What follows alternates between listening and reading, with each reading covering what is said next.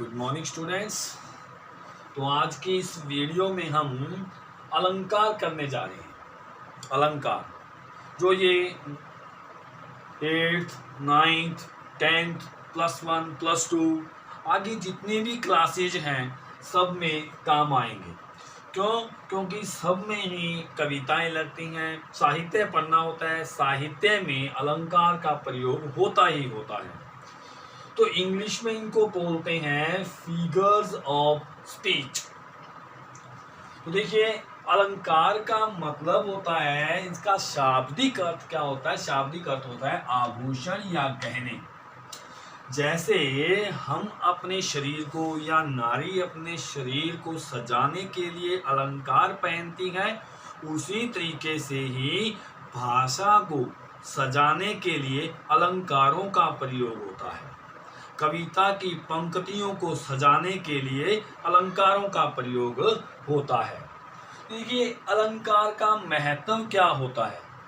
पूरे के पूरे साहित्य में अलंकार का क्या स्थान होता है, महत्व क्या होता है? ये जो अलंकार है काव्य शास्त्र के प्राण माने जाते हैं। मतलब यदि किसी आत्मा में प्राण नहीं होंगे तो वो आत्मा भी किसी काम की नहीं है, शरीर भी किसी काम का नहीं है। इसी प्रकार जो कोई कविता होती है, यदि उसमें कोई अलंकार नहीं है तो वो कविता नहीं रहेगी। उसी प्रकार साधारण शब्दों में कही गई बात प्रभावशाली नहीं होती। यानी कि जो भी आप कोई बात कहना चाह रहे हो, यदि उसके अंदर भी आप शायरो शायरी में यानी कि जैसे कहते हैं अलंकार नहीं लिए तो वो बात भी आपकी क्या है, प्रभावशाली नहीं रहेगी। परंतु अलंकारों के माध्यम से कही गई बात सुंदर और प्रभावशाली होती है।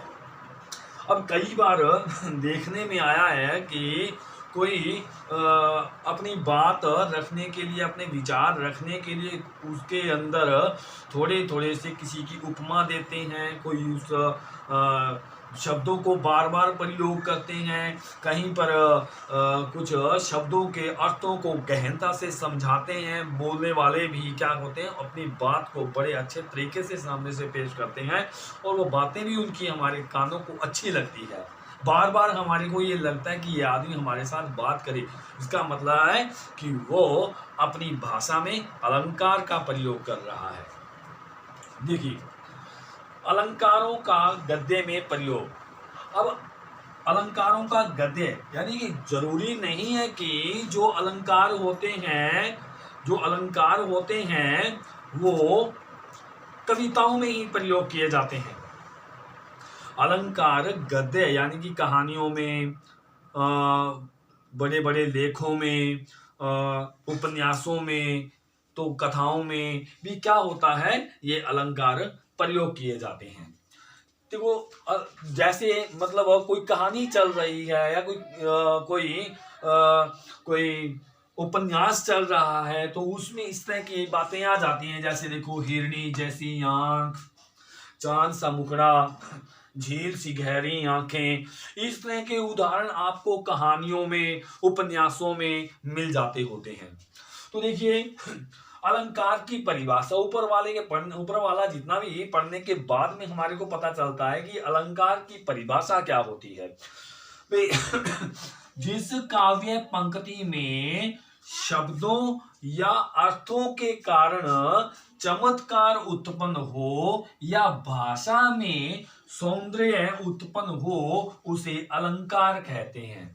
देखो मैंने अभी आपको बताया था कि यदि हम अपनी भाषा में कोई शब्द को बार बार लेते हैं या किसी शब्द का अर्थ इस तरीके से पेश करते हैं कि अगले को समझ में आ जाए, तो वहां पर क्या होता है, जो अलंकार होता है वो भाषा सुंदर बन जाती है। तो इसी के आधार पर अलंकार के भेद देखो। अलंकार के मुख्य रूप से 3 भेद होते हैं। अलंकार के हमारे शास्त्र में, काव्य शास्त्र में मुख्य रूप से 3 ही भेद होते हैं। और नंबर 1 होता है शब्दालंकार, दूसरा होता है अर्थालंकार और तीसरा होता है उभयालंकार।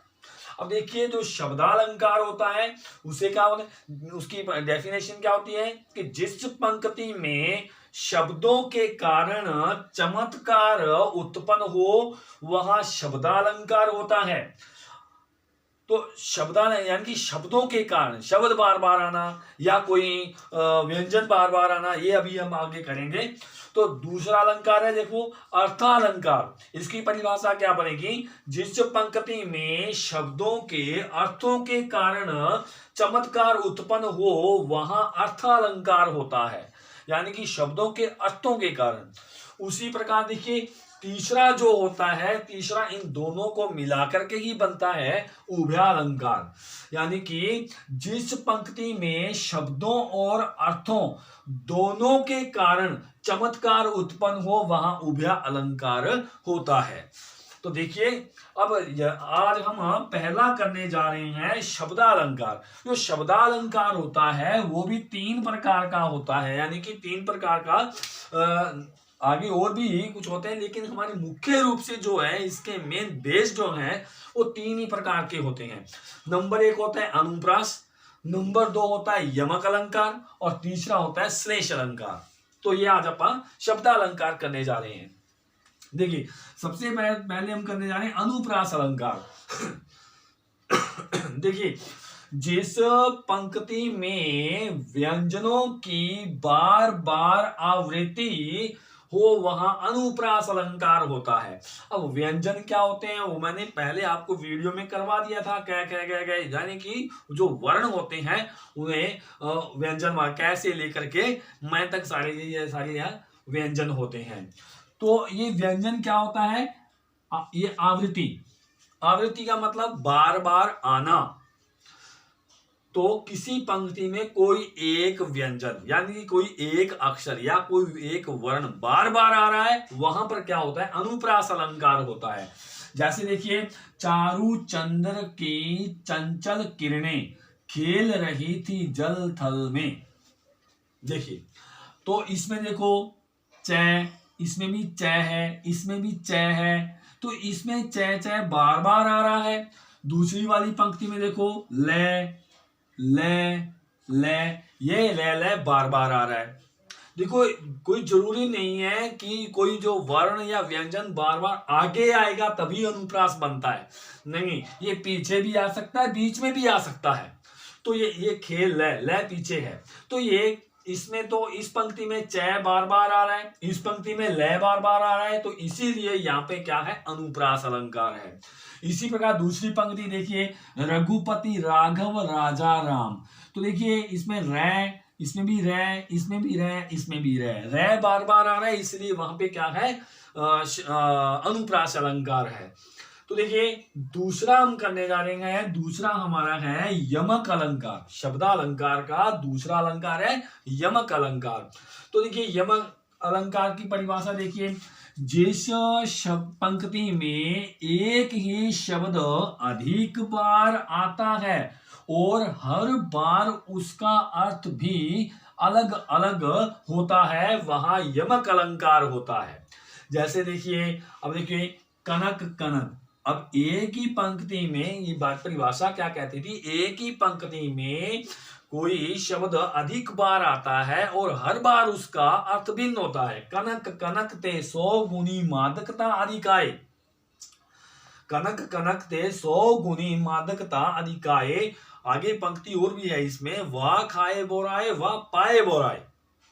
तो देखिए कनक कनक 2 बार आए, दोनों बार में ही इसका अर्थ भिन्न है। कनक, एक कनक का मतलब होता है सोना स्वर्ण, और एक कनक का मतलब होता है कोई नशा धतूरा, कोई भी नशा। तो 100 गुनी मादकता आदि का कहता है कि सोने और धतूरे दोनों में ही एक दूसरे से 100 गुनी मादकता नशा अधिक होता है। अब जैसे देखो किसी के पास सोना आ जाए, उसको अपने धन का अहंकार हो जाता है, नशा हो जाता है। और किसी के पास यानी कि धतूरा किसी को नशा चढ़ा हुआ है, वो उससे भी ज्यादा घमंड में नशे में हो जाता है। उसी प्रकार देखिए दूसरा क्या है, काली घटा का घमंड घटा। अब देखो ये भी घटा है, ये भी घटा है, इसी एक पंक्ति में एक शब्द दो बार आ गया है, दोनों बार ही क्या है, इनका अर्थ अलग अलग है, इसका अर्थ भिन्न है। देखिए काली घटा, जैसे बादलों की घटा आती है, वो घटा हो गई। का घमंड घटा, यानी कि इस घटा का मतलब होता है, जैसे आप इंग्लिश में बोलते हो माइनस, कम होना। यानी कि कवि कहता है कि काली घटा जो है उसका घमंड घट गया है, यानी कि वो कम हो गई है। तो देखिए ये यहां पर बनता है यमक अलंकार। जो तीसरा हमारा है श्लेष। अब श्लेष का मतलब क्या होता है, चिपका हुआ। यानी कि देखिए जिस पंक्ति में एक ही शब्द के पीछे अधिक अर्थ चिपके हों वहां श्लेष अलंकार होता है। यानी कोई पंक्ति है, एक पंक्ति में कोई एक ऐसा शब्द आता है जिसके पीछे अनेकों अर्थ छिपे होते हैं, अनेकों अर्थ बनते हैं उसके। अब देखिए जैसे एक सुबरन को ढूंढत फिरत, सुबरन को ढूंढत फिरत कवि व्यभिचारी चोर। अब जो तीन आदमी हैं, कवि है, व्यभिचारी है, चोर है, अब इन तीनों के लिए ही क्या होता है, सोना। अब ये सुबरन यहाँ पे प्रयोग किया जाता है, ये सुबरन, तो सुबरन का मतलब होता है सोना। सोना उनके लिए क्या क्या होता है, कौन किसको सोना मानता है। अब देखो कवि जो होता है अपनी कविता लिखता है, उसमें जो शब्द होते हैं उन्हीं शब्दों को सोना मानता है, तो ये स्वर्ण उसके लिए प्रयोग हो गया। और व्यभिचारी, व्यभिचारी होता है जो वासना में हमेशा लिप्त रहता है, भोग विलास में जो लिप्त रहता है वो होता है व्यभिचारी।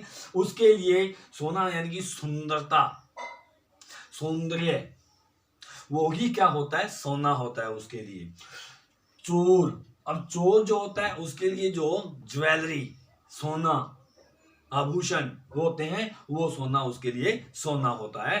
तो यही सुबरण जो है तीनों आदमियों के लिए अलग अलग प्रयोग हुआ है, यानी कि तीनों आदमियों के लिए अलग अलग अर्थ छिपे हुए हैं इसके अंदर। इसी प्रकार देखिए, रहीमन पानी राखिए बिन पानी सब सून, पानी गए ना उभरे मोती मानुष चूर। अब देखिए यहाँ पे रहीम दास जी ने पानी का प्रयोग किया है। ये पानी मोती के लिए, मनुष्य के लिए और चून के लिए अलग अलग प्रयोग हुआ है। अब मोती जो होता है, मोती के अंदर यानी कि पानी, पानी क्या होता है, एक तो चमक, मोती के लिए चमक हो गई, और मनुष्य के लिए पानी उसकी इज्जत हो गई, और चून यानी कि आटा, भोजन बनाने के लिए पानी जल के लिए प्रयोग हो गया। तो इसी प्रकार रहीम दास जी ने इस पानी का प्रयोग इन तीनों आदमियों के लिए अलग अलग किया है। तो ये पानी के पीछे तीन अर्थ छिपे हुए हैं। इस प्रकार यहाँ पर ये श्लेष अलंकार हुआ। तो स्टूडेंट्स हमारा शब्दालंकार हुआ इस वीडियो में। नेक्स्ट वाली वीडियो में हम अर्थालंकार करेंगे। तो इसको आप से अच्छे ढंग से याद कीजिए। जरूरी नहीं है कि यही पंक्तियां जो है बस इतने में ही हैं। आप कविताएं पढ़िए, कहीं और नेट से निकाल कविताओं की बुक्स आती हैं वो पढ़िए। जैसे हरिवंश राय बच्चन जी हैं, जयशंकर प्रसाद जी हैं, उनकी इस तरह के बड़े बड़े जो कवि हैं उनकी कविताएं पढ़िए। तब आपको उसके अंदर से आप इसी तरीके से पंक्तियां खोजिए, तभी आपको अभ्यास होगा अलंकार का। तो स्टूडेंट्स इसको आप अच्छे से याद कीजिएगा और अभ्यास कीजिए कविताएं पढ़ करके। धन्यवाद।